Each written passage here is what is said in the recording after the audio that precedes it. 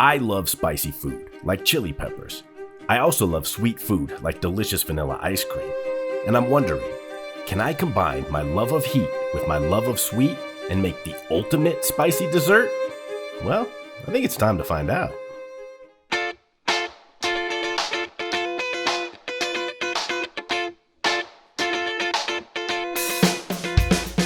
To start my journey towards spicy ice cream, I set a few boundaries for myself to make sure I'm not heading down a disgusting path. I'm going to use ingredients and flavors that already work well as ice cream toppings. I'm going to design the recipe to be simple and flexible.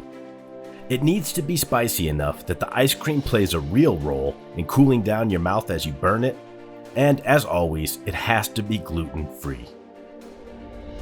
And so the first thing I did was list out some of my favorite ice cream toppings: chocolate syrup, peanut butter, berries, candy, nuts, and thinking about which of these could work well as a vehicle for delivering hot peppers to ice cream. At first I was leaning towards making a spicy pepper powder to put on nuts that I could then use to top a sundae, but this seemed a little too easy. Spicy peanut butter and chocolate sauce was my next thought, but then I put pepper powder and some peanut butter, did a taste test, and I'm not doing that again anytime soon. That led me to berries. Strawberries, blueberries, raspberries, these all go great on ice cream, and some of my favorite hot sauces pair fruit with hot peppers.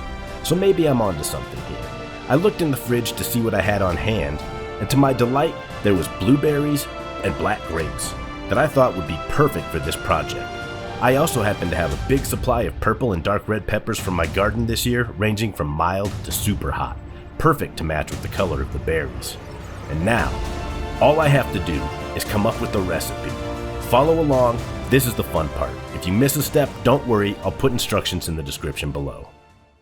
Alright, first we're going to get the peppers ready. All we really need to do is remove the stems, and for the bigger ones, I'm going to cut them into smaller chunks so they fit in the blender better. I'm not taking the seeds out right now, we'll deal with those later and I'll show you how. But really, all I need to do is cut those up.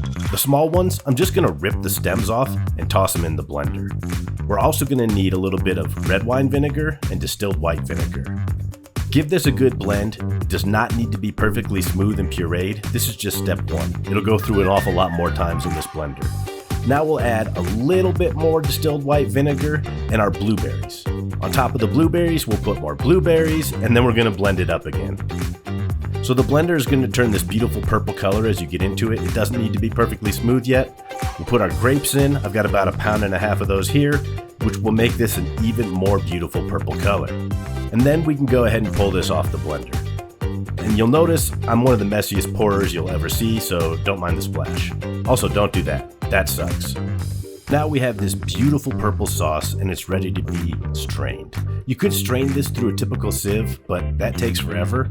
So what I like to do is use a food mill with a fine mesh grate on the bottom. And really, the trick here is you just pour it in, and which, of course, I'm going to make a mess because it's me doing it. And then you crank away on it. You just turn. And that pushes all the liquid through and gives you all those big solids like the seeds and extra large pieces of pulp that stay on top. Right? So now you've got this jewel-like purple-colored liquid, and it's just beautiful. We are ready to put this in a pan and cook.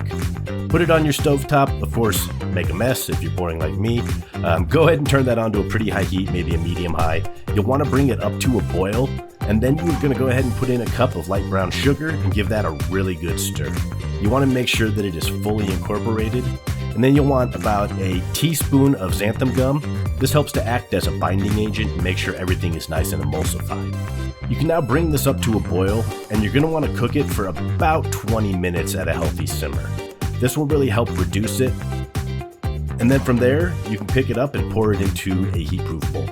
I use these bowls because they have spouts and handles, which you can see how bad I am at pouring, so anything helps. Wash and sanitize your bottles. I wash them with soap and water, sanitize with Star San, and they'll be ready to go. Same with the funnel and caps, and then start filling. Use a funnel to fill your bottles, otherwise you're going to make a mess. Ask me how I know. I got about 15 full bottles out of this and a little extra, and then I just decided to design a nice little label for it, and bam, look at that, finished product.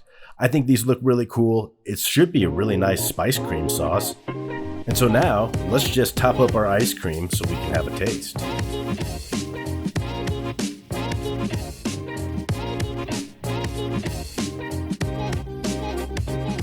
So after all that work, there's only one thing left to do, and that's see if it tastes good and if it's actually spicy.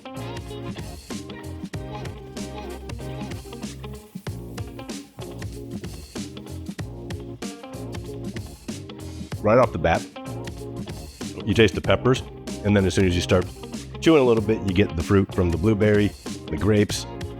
Nice and sweet, just enough heat to make sure you know it's there. Kind of catches you at the back of the throat. Delicious.